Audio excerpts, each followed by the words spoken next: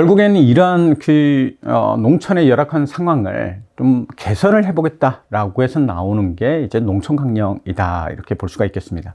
특히 이제 새시대 농촌강령이 등장하게 된 배경은 아까 말씀드린 것처럼 열악한 농촌 부분에 있었고, 이걸 처음으로 농촌강령이라고 하는 용어가 처음 등장한 거는 2014년에 등장을 했습니다. 2014년도에 김정은 위원장이 전국 농업부문 이제 분조장 대회에 참가한 사람들에게 서한을 보냅니다. 이 서한 내용에 기본적으로 농촌강령은 사회주의 농촌태제를 농촌강령으로 규정을 한다, 이렇게 이제 보시면 될 것 같습니다. 그래서 이제 농촌태제 내용을 좀 보면은 기본적으로 농촌을 사상적으로 개조하는 것, 그리고 농업과 농촌을 지원하는 것, 그리고 농촌 격리를 지도하고 관리하는 그러한 지도 체계를 규정을 하고 있고요. 이걸 통해서 사회주의의 문화농촌을 건설을 할 수 있다라고 하는 게 사회주의 농촌태제의 핵심입니다. 새세기 농촌강령 내용을 이제 간단하게 살펴보면은 사상, 앞서서 말씀드린 것처럼 의식 개조가 들어가 있고요. 기술, 그래서 영농기술 부분이 들어가 있고, 그 다음에 문화라고 해서 농촌 생활까지 포함을 하고 있습니다. 즉, 사회주의 농촌태제와 농촌강령은 똑같은 내용이다 라고 봐도 무방하다라고 이야기를 할 수가 있겠죠. 좀 더 이제 주요 내용, 그러니까 농업이라든가 농촌 관련된 좀 더 구체적인 내용을 간략하게 말씀드리면, 과학기술이라고 하는 측면에서는 종자혁명, 그러니까 종자를 개량하거나 개종하거나 또는 이제 종자를 우량 종자로 이제 확보를 하거나 이러한 노력들, 그리고 영농 방법에서도 좀 기술적인 영농 방법을 도입하거나 물 관리라든가 이런 것들을 좀 적극적으로 하고, 또 이제 선진 영농 기술을 적극적으로 받아들이는 그런 내용들, 그리고 고리순환형 생산 체계라고 해서 농업과 농산업과 축산업을 연계하는 그러한 이제 고리순환형 생산 체계도 과학 기술에 포함을 하고 있습니다. 농촌 격리라고 하면은 농촌 경영과 굉장히 유사하다, 이렇게 생각하시면 되는데, 기본적으로 재배 면적을 확보하는 것. 그래서 지금 현재 가지고 있는 재배 면적을 지금보다는 더 늘리는 사업, 요게 들어가 있고요. 알곡 중심으로 농업 생산 구조를 전환하는 것. 이 알곡 중심이라고 하는 것은 기본적으로 북한의 알곡 생산 구조는 쌀과 옥수수, 이렇게 이제 두 가지가 포함이 되는데, 이 쌀과 옥수수에서 최근에는 이제 쌀과 밀보리로 전환을 하는 그런 이제 노력이 이 안에도 다 이제 담기고 있다. 물론 알곡 생산 구조가 최근에 2023년도에 갑자기 바뀝니다. 그 전까지만 하더라도 기본적으로는 옥수수와 쌀을 알곡의 핵심으로 이제 보고 있다, 이렇게 이해하시면 될 것 같고요. 주요 제도 안에는 이제 분조관리제, 그러니까 특정 농장 안에는 모든 분조, 작업반, 농장원, 이런 어떤 구조가 있는데, 기본적으로 분조관리제라고 하는 건 하나의 분조, 7명에서 8명 수준의 모임을 분조라고 이야기를 하는데, 이 분조를 중심으로 해서 일정한 밭을 관리하고 운영하는 게 분조관리제다, 이렇게 보시면 될 것 같고요. 포존 담당제라고 하면은 기본적으로 가족 중심, 특정 가족의 농장원한테 일정한 포존, 그러니까 일정한 땅을 경작지를 나눠주고, 여기에서 개인이 알아서 생산을 하도록 해서 거기서 생산된 곡물을 일부는 국가에 제출을 하고 일부는 농민이 가져가는, 그걸 포존 담당제라고 이제 이야기를 합니다. 그래서 또 다른 말로는 가족 담당제라고도 이야기를 합니다. 일정한 밭을 받았으면, 분열을 받았으면 여기에 농민의 가족까지 다 동원이 돼서 농사를 지으면 생산량이 올라가겠죠. 그래서 이러한 북한은 포존 담당제를 통해서 어쨌든 생산성을 높이려고 했던 그런 부분들이 제도적으로도 포함이 되어 있었다라고 이해하시면 좋을 것 같습니다. 평균주의, 그동안에는 굉장히 평균주의가 좀 만연한 게 이제 북한의 기본적인 시스템이었는데, 평균주의를 지향하겠다. 이 무슨 얘기냐면, 그동안에는 좀 잘하는 사람과 못하는 사람도 골고루 나눠주는 어떤 분배 시스템에서, 이제는 잘하는 사람, 생산량이 더 많은 사람은 더 많이 주고, 생산을 못하는 사람은 좀 덜 주겠다 라고 하는 모습을 제도 안에 포함시켰다, 이렇게 볼 수가 있겠죠. 상당히 이제 많은 변화라고 이제 볼 수가 있겠죠. 국가적인 지원 부분에서는 뭐 비료라든가 농기계라든가 연료 이런 것들을 좀 보장하고, 노력 지원이라고 하면 당연히 영농철에 부족한 인력을 국가적인 차원에서 농촌으로 지원을 하는 그런 모습들. 당적 지도라고 하는 것은 당을 중심으로 해서 농촌을 관리하고 통제하는 또는 이제 지도하는 그런 과정이라고 보시면 되겠습니다. 자, 경제발전 이제 5개년 계획이 2021년부터 2025년까지라고 이제 말씀드렸는데 제8차 당대회에서 이 쇄신된 농촌 강령을 이제 반영하는 그러한 어떤 작업들이 나타나는 모습을 확인할 수가 있습니다. 기본적으로 이제 제8차 당대회 정책 목표는 핵심은 자력에 의한 번영, 부강, 이게 강조가 됩니다. 이게 무슨 얘기냐면은 자체적인 힘으로 좀 부강해서 발전을 해보자, 번영을 해보자 라고 하는 것이라고 이제 우리가 이해를 하면 좋을 것 같고요. 농업 부분만 따로 떼어서 놓고 보면은 농업 분야에서는 곡물 생산의 정상 궤도화를 이제 강조를 하게 됩니다. 그러니까 곡물 생산이 기본적으로 지금 처음 말씀드린 것처럼 수요 대비 굉장히 부족한 상황이 반복이 되고 있기 때문에 이것을 충분히 이제 수요를 충분히 충족할 수 있는 그러한 수준으로 올라오는 걸 정상 궤도화라고 이제 말씀드릴 수가 있겠습니다. 또 이제 과제로는 보통 이제 금속이라든가 화학, 농업의 연계를 이야기를 하는데 농업 부분에서는 기계도 필요하고 그러면 당연히 이제 금속 공업이 필요하겠죠. 그 다음에 용농자재, 비료가 필요하잖아요. 그래서 화학. 그래서 화학과 금속이 농업과 좀 연계하는 그러한 과제들을 제시를 했고요. 과학농사라든가 저수학지 중산 그리고 간석지. 여기에서 이제 과학농사는 앞서서 이제 말씀드렸습니다만 영농기술과 이제 연결이 되어 있고요. 저수학지 증산 같은 경우에는 북한은 이 저수학지라고 하는 것은 기본적으로 생산성이 낮은 땅을 얘기를 합니다. 경작지를.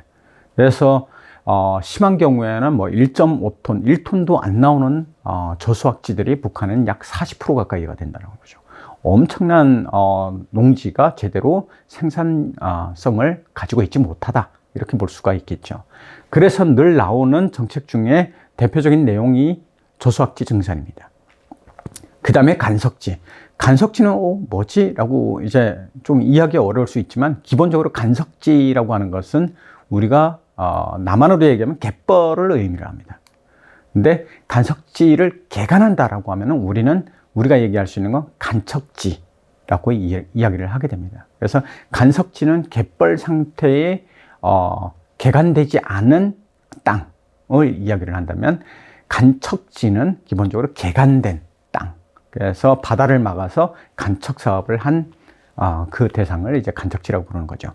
저기서 북한에서는 간척을 완료를 하게 되면 더 이상 간척지가 안 됩니다. 왜냐하면 간척을 했기 때문에. 그래서 간척 사업을 북한이 적극적으로 장려를 해서 농지를 최대한 확보하는 그런 노력들이 대표적인 이제 정책 중에 하나다 이렇게 보시면 될 것 같습니다. 그 다음에 농촌경리의 현대화라고 이제 발표를 했는데 농촌경리의 현대화는 수리화, 화학화, 기계화, 전기화입니다. 그래서 수리화라는 거는 농업에 필요한 생산 기반 시설이라고 이제 볼 수가 있겠고요. 화학화라는 거는 말씀드린 것처럼 비료를 적극적으로 확보를 해서 비료라든가 농약을 적극적으로 이제 생산을 해서 농업에 이용을 하는 것. 그리고 기계화라고 하는 거는 당연하게도 이제 우리가 다 알고 있는 이항기라든가 트랙터라든가 이런 부분들을 농촌에서 용농 작업 때 기계로 하는 그런 노력들이 이제 되겠는데 저희가 요 기계화라는 부분을 조금 쉽게 말씀드린다라고 하면은 대한민국에서는 그러니까 논 작업에 필요한 영농 사업은 대부분 기계화가 100%입니다. 그리고 밭도 한 60% 정도가 기계로 합니다. 그러니까 한국 같은 경우에는 종합적으로 평가하면 한 70%, 80% 가까이가 기계화가 돼 있다라고 이제 볼 수가 있겠죠. 근데 북한 같은 경우에는 기계화가 아무리 다 합쳐도 30%도 안 나옵니다. 그러니까 그만큼 기계화가 제대로 운영이 안 되는 거죠. 그래서 북한에서는 농촌경리의 현대화 안에 수리화와 기계화를 같이 이제 포함하는 그런 모습이다라고 볼 수가 있겠죠.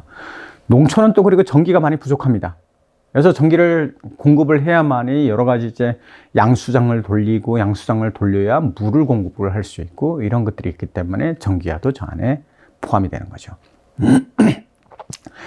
자, 당대회에서 전략적인 어떤 내용을 포함을 했는데 이 전략이라고 하는 측면을 놓고 보면은 사회주의 농촌 강령을 기본적인 원칙으로 하고 이 원칙을 지키면 농업과 농촌이 발전할 수 있다. 그래서 농업과 농촌이 발전을 하면 전면적인 경제 발전을 완성할 수 있다라고 이제 전략적으로 북한이 짜고 있습니다. 계획을. 지원이라고 하는 측면에서는 인민생활 균형을 위해서 농촌에다가 연 1만 톤씩 시멘트를 공급을 해라 라고 하는 이제 내용이 지원 부분에 포함이 되어 있었고요. 그 다음에 사회주의 농촌 강령을 기본적으로 실천을 해라 라고 8차 당대의 정책 목표를 제시를 했습니다. 결과적으로 경제발전 5개년 계획은 이렇게 농촌 강령의 원칙에 따라서 기존에 해왔던 것들을 다시 한번 반복하는 수준이긴 하지만 좀 더 강조되는 그런 모습을 확인할 수가 있다라고 말씀드릴 수가 있겠습니다. 자, 사회주의 농촌 강령에 대해서 어쨌든 정책적으로 처음에 이제 반영을 한 게 2021년이었는데 2021년 연말에 가면은 북한이 사회주의 전면적 발전에 관한 사상을 이제 발표를 하게 됩니다. 노동신문을 통해서 북한이 지속적으로 며칠 간격으로 발표를 하게 되는데 사회주의 전면적 발전 이러면 좀 이상하긴 하지만 기본적으로 북한이 발전을 하기 위해서는 여러 가지가 이제 필요한데 그 중에서 우리가 전면적 발전을 위해서는 사상을 좀 제대로 이해를 해야 된다라고 해서 등장을 하는 겁니다.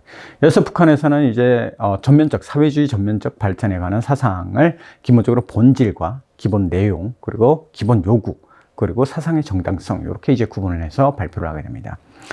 본질이라고 하는 측면에서 보게 되면 모든 인민 경제 모든 부분을 동시적으로 또 이제 균형적으로 발전시키는 건데 여기에서 진보와 낙후의 병존을 훼손한다 라고 하는 이제 용어가 들어가 있는데 진보라고 하면은 도시, 산업에서는 공업, 공장 이런 거고요. 낙후라고 한다면 농촌 그리고 농업 이것이 지금 현재 병존을 하고 있다. 그래서 이 병존하는 문제를 해소해야 된다. 어떻게? 균형을 맞추려면 낙후한 지역을 성장시키고 발전시켜야 되겠죠. 그래서 여기서 사회주의 전면적 발전 사상에서 그 본질을 밝히고 있다라고 볼 수가 있겠고요. 그 다음에 사상의 기본 내용을 보면은 정치나 국방을 중시하고 특히 이제 외교 정치, 국방 이런 부분들을 중시를 하면서 경제와 문화의 불균형을 해소하겠다. 그래서 국방 중심의 경제 성장 그리고 경제와 문화의 동시 발전. 사실 언뜻 보면 굉장히 뭔가 새로운 것 같지만 이것이 과거 김일성 시절 때 했던 내용이랑 거의 유사합니다. 북한이 1960년대에 국방비를 대대적으로 이제 끌어올렸고 또 특히 이제 1950년대 말에는 기본적으로 북한이 추진한 사업 중에 하나가 중화학공업을 우선적으로 발전시키고 그 다음에 농업과 경공업을 동시에 발전시킨다라고 하는 내용과 굉장히 유사하다라고 볼 수가 있겠죠. 그만큼 농촌에 대한 어떤 부분들이 완벽하게 우선순위에 들어가지는 못하고 있다라고 볼 수가 있겠습니다. 물론 이 사상 안에서만 이제 그렇게 볼 수가 있겠고요.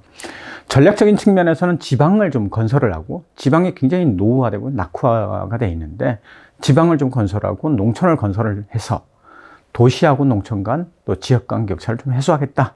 그래서 최근 많이 하고 있는 것 중에 하나가 이 10성 10 정책도 바로 이러한 측면에서 추진이 되고 있다라고 이해하시면 좋을 것 같습니다.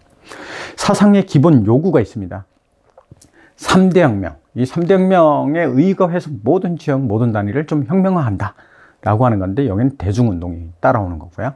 3대 혁명이라고 하면 사상혁명, 기술혁명, 문화혁명 이 세 가지입니다. 그래서 기본적으로 사상의 기본 요구를 규정을 하고 있고요.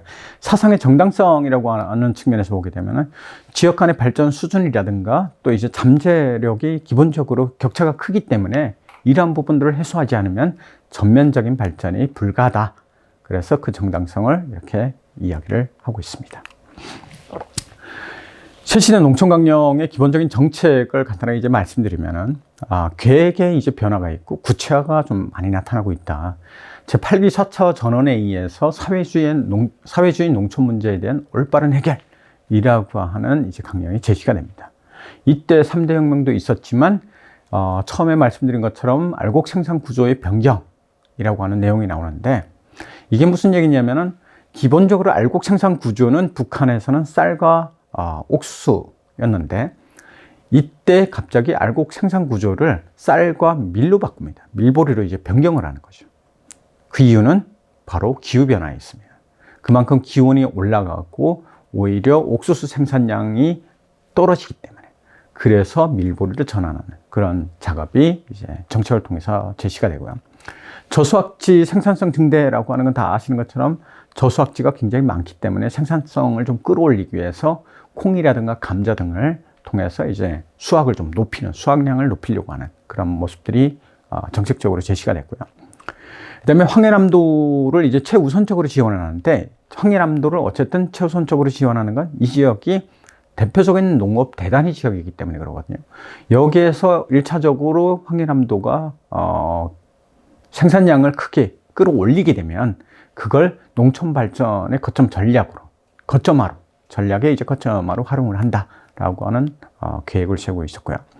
그래서 농업성을 과거에는 우리가 농업성 이러면은 한국에서는 정부의 하나의 부처 정도로 이해하시면 되는데, 이걸 위원회를 승격시켰습니다.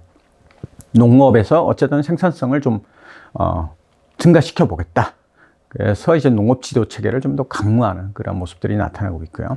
그다음에 농촌 발전을 10년간 단계적으로 좀 점령을 하겠다. 이게 뭐냐면은 아까 말씀드린 것처럼 사회주의 농촌 건설의 강령이다. 이렇게 보시면 되겠습니다.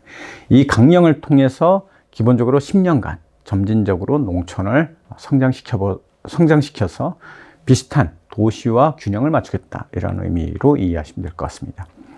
사회주의 농촌 건설 강령으로 이제 나타나는 여러 가지 이제 정책들 중에는 기본적으로 지방공업을 물질적으로 또 기술적으로 그 토대를 마련하는 작업을 이제 발표를 하게 되는데, 여기서는 앞서서도 말씀드린 것처럼 다 거의 비슷한 수준, 그러니까 농업의 공업화, 현대화, 정부화, 과학화 이런 부분들이 강조가 됐고, 농촌경리에서는 앞서서 말씀드린 내용들, 여기에 정부당 10만 톤의 알곡 증산이라고 하는 것.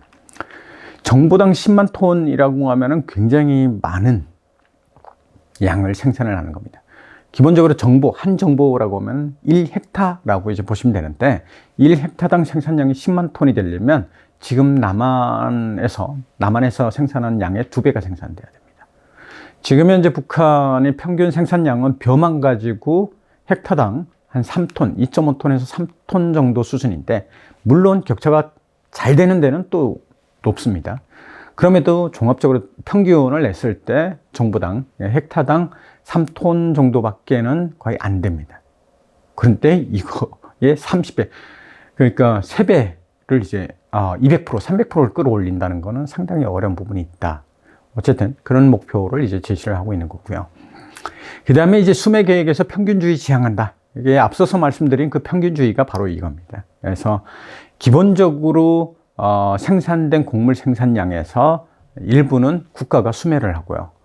대한민국도 수매를 받잖아요. 그러니까 정부 차원에서 이제 농민들에게 쌀을 구매를 하죠. 네, 그것처럼 북한도 수매를 하는데, 기본적으로는 북한에서 수매할 때는 계획을 국가가 우선적으로 가져가야 되는 양을 기본적으로 가져가고 분배 몫을 따로 남겨줍니다. 그럼 생산자는 그 생산한 곡물을 가지고 일부는 본인들이 먹고 일부는 팔 수가 있겠죠. 그렇지만 사실 말은 평균주의이고 평균주의를 지향한다라고 얘기를 했지만 남는 잉여 곡물에 대한 처분권은 없습니다. 그러다 보니까 농민들은 쌀이 많아도, 내가 분배받은 양이 많아도 기본적으로는 쌀을 판매할 수 있는 그런 권리가 없기 때문에 사실상 국가로 다 이제 판매해야 되는 그러한 시스템을 제도적으로 북한이 만들어 놨다라고 할 수가 있겠죠. 그 밖에도 이제 뭐 농촌의 토지라든가 주거 환경을 좀 개선하는 사업, 그리고 사회주의 농촌 건설에서 최중대 과제라고 이제 북한이 발표를 한 내용이 바로 농촌마을 건설 정책입니다. 이제 이런 부분들은 뒤에 가서 좀 설명을 드리도록 하겠습니다. 자, 농촌강령 첫 해라고 봤을 때 생산량이 급감을 합니다. 우리가 북한이 얘기를 한 사회주의 농촌강령이 2021년도에 발표가 되고 그 강령을 실천하는 그 해가 바로 2022년입니다. 당시에는 재해성 기후가 굉장히 많이 나타나고 있는 시점이었고, 물론 지금도 이제 기후 변화로 인해서 여러 가지 문제들이 많이 발생을 하죠. 재해를 많이 입고, 북한 같은 경우에도 봄 가뭄이 심각해서 2022년도에 강수량은 4월 기준, 4월 평균 강수량은 44%밖에 안 됐습니다. 이때 비가 충분히 와줘야 땅을 어느 정도 적실 수가 있는데 그런 부분들이 부족했고요. 또 6월이 됐는데 6월 말에 갑자기 폭우가 집중이 됩니다. 그러니까 굉장히 기후변화가 미치는 영향이 크다 이렇게 볼 수가 있는데, 그 결과 22년도에 생산량은 451만 톤 정도 수준으로 추산을 하고 있습니다. 그러니까 생산량이 북한이 필요한 양보다 훨씬 적게 나온 거죠. 그래서 결국에는 이제 관계시설 정비 보강이 필요한 상황이 됐다. 여기서 이제 관계시설 정비가 왜 필요하냐? 가뭄이 오면 물을 많이 공급해야 됩니다. 그러려면은 저수지가 있어야 되고, 그 다음에 관계수로가 있어야 돼요. 그걸 일체의 그런 시설들을 관계시설이라고 이제 이야기를 합니다. 만약 이제 폭우가 많이 내린다. 그러면은 배수시설을 또 많이 확보를 해야 돼요.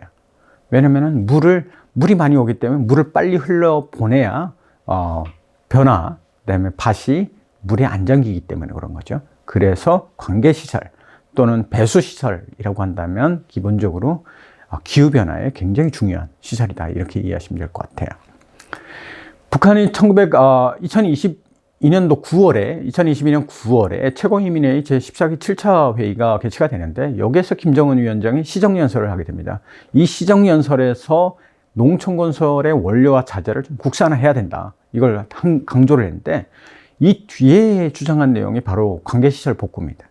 그러니까 재해성 기후를 경험을 6월까지 7월까지 하고, 그리고 나서 9월에 열린 이 회의에서 김정은 위원장이 관계시설을 복구하고 좀 증설을 하고 개선하는 사업을 앞으로 3년 동안 해라고 이제 강조를 하게 된 거죠.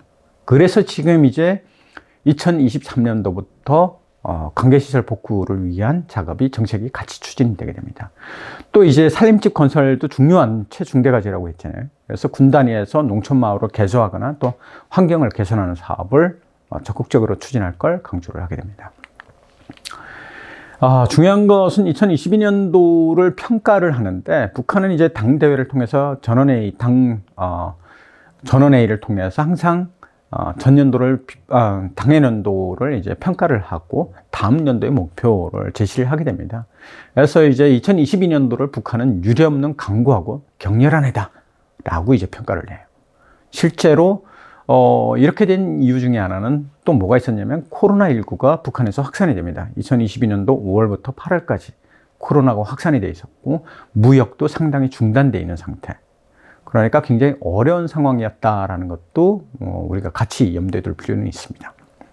그래서 2022년도에 상당한 어려움을 겪었기 때문에 2023년도를 정비 보강 전략을 수행하는 그런 해로 규정을 합니다. 그래서 2023년도부터 정비 보강 정책 사업이 추진이 됩니다. 농촌강령이 이제 나타났는데, 2023년 3월에 가게 되면은 북한이 당중앙위원회 제8기 7차 전원회의를 열게 됩니다. 여기에서 제시된 내용이 뭐였냐면은, 사회주의 강령 첫 해에 편향들이 너무 많이 나타났다라고 하는 겁니다. 그래서 이러한 편향들을 지적하고 교훈으로 삼는 그런 모습이 나타나요. 이게 무슨 편향이냐면, 계획을 세울 때, 당해년도 이제 목표를 세울 때 일부는 너무 과도하게 잡거나 수행이 불가능한 내용을 지나치게 과도하게 계획을 잡거나, 또는 일부는 너무 적게 잡는 그런 문제들이 다수 검토한 결과 나타났다. 그래서 김정은 위원장이 직접적으로 이러한 편향들을 지적을 하면서 결과적으로 이제 이 토대 마련을 좀 절실하게 하려고 하는 그런 모습들이 나타나고 있다 볼 수가 있겠습니다. 여기서 다시 한번 강조가 되지만, 이상기후를 대비하기 위해서 정비 보강 사업을 단기간에 빨리 추진을 해라 라고 하는 이제 목표를 제시를 했고, 관계 체계도 중장비적으로 완비를 하는, 그러니까 완비라고 하면은 기본적으로 최대한 다 갖춰놓은 지금 농업 생산에 필요한 관계 시설, 그 다음에 배수 시설을 기본적으로 완성을 하는 겁니다. 북한은 지금 뒤에 가서 말씀드리겠지만 굉장히 부족한 상태거든요. 그 다음에 중대과제 중에 또 다른 부분이 바로 경지 면적을 확대하는 부분인데, 간척 사업이 되겠습니다. 그래서 간척지를 최대한 많이 확보하는 그러한 내용이 다시 한번 강조가 됐고 규정화됐다라고 이제 볼 수가 있겠습니다. 농촌강령 두 번째의 이제 성과와 이제 문제점인데, 기본적으로 2023년도의 농업정책을 북한은 굉장히 위대한 사변이라고, 만족할 만한 결실이 가득한 해다라고 이제 규정을 했습니다. 농업의 이제 생산성이 103% 증가했다라고 이제 발표를 했고요. 기본적으로 농촌주택을 이제 약 24,000세대가 이제 건설된 걸로 추정이 되고요. 그 다음에 강동 남세원 실공 농장도 착공을 하고, 농진청에서는 기본적으로 북한의 곡물 생산량이 약 482만 톤 정도 수준으로 이제 추정을 하고 있습니다. 이러한 그 외에도 기본적으로 북한이 발표한 내용 중에는 정비 보강이라든가, 그다음에 황주 긴등 물길, 그다음에 강용호 담수화 공사, 그다음에 수천 정보의 간석지 외분망 건설, 이런 부분들이 여러 가지 성과로 많이 제시가 됐습니다. 또 이제 40여 개 시군에 농촌 살림집이 총 5만 8천여 세대가 이제 건설을 추진 중에 있다. 그래서 2024년 봄까지 완공할 계획이다라고 발표해서 농촌 주택 건설도 굉장히 적극적으로 추진하는 모습을 좀 보여주고 있습니다. 그런데 이제 다 기본적으로 아시는 부분일 수도 있고요, 모르실 부분도 있겠지만 2023년 8월에 안석간석지 붕괴 사고가 있었습니다. 이 안석간석지는 기본적으로 과거부터 점진적으로 이제 건설을 해오던 간척지예요. 그래서 간척지가 22년도에 안석간석지가 완성이 되는데, 이 간석지의 첫 해에 물을 잘 이제 빼서 염도를 제거를 하고 논으로 구성을 했는데, 그 논이 바다에 잠겨버렸습니다. 가장 대표적인 그 이유가 사실 수문이라고 해서 바다를 막을 수 있는 그 문이 붕괴가 됐어요. 결국엔 질적인 문제, 특히 이제 부실공사 문제가 굉장히 큰 피해를 이제 가져온 그런 상황이 된 거죠. 한번 바닷물에 잠기게 되면은 2년, 3년 동안은 그 밭을, 논을 쓰기가 굉장히 어렵습니다. 그만큼 염도가 높아서 벼 생산성은 확 떨어질 수밖에 없는 그런 상황이다라고 할 수가 있겠죠. 자, 농촌강령 세 번째 해의 이제 성과하고 이제 문제 부분인데, 기본적으로 8기 제11차 전원회의에서는 성과를 굉장히 높게 평가를 했습니다. 알곡 생산을 107% 수행했다, 이렇게 이제 평가를 하고, 농업 기반도 이제 관계시설이라든가 한원복구 2단계 공사도 좀 4월에 결속을 했고, 그래서 이제 물질적인 토대를 강화했다라고 이야기를 합니다. 농업 생산 기반 부분에서만.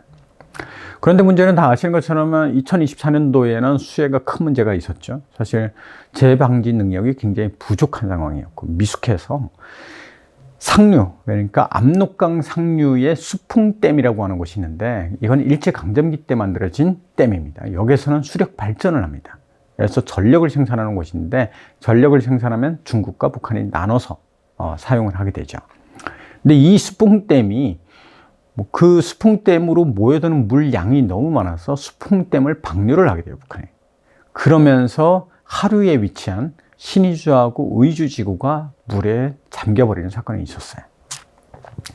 기본적으로 북한 농진청의 발표는 지난해에 2024년도 곡물 생산량은 478만 톤 정도 수준으로 이제 추정을 하고 있습니다. 전년 대비 약 4만 톤이 하락한 거죠.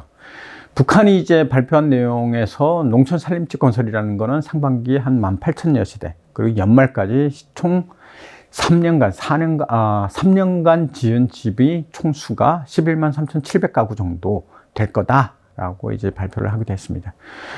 수해 손실이라고 하는 부분에서 보면은 신의주하고 의주 지역에서 곡물 손실만 12,000톤이 넘게 나타나고 있다라고 이제 말씀드릴 수가 있고요.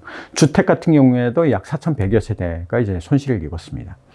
경작지도 5,500헥타 규모가 이제 물에 잠기면서 당분간은 농사를 짓기 어려운 구조가 된 거죠.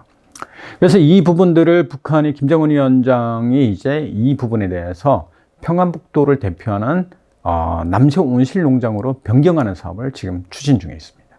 그만큼 땅이 한번 물의 수해를 입으면은 회복하는데 상당한 시간이 필요하기 때문에 그러한 부분들을 차라리 온실 농장으로 바꾸는 그런 전략을 지금 추진 중에 있다라고 보시면 되겠습니다.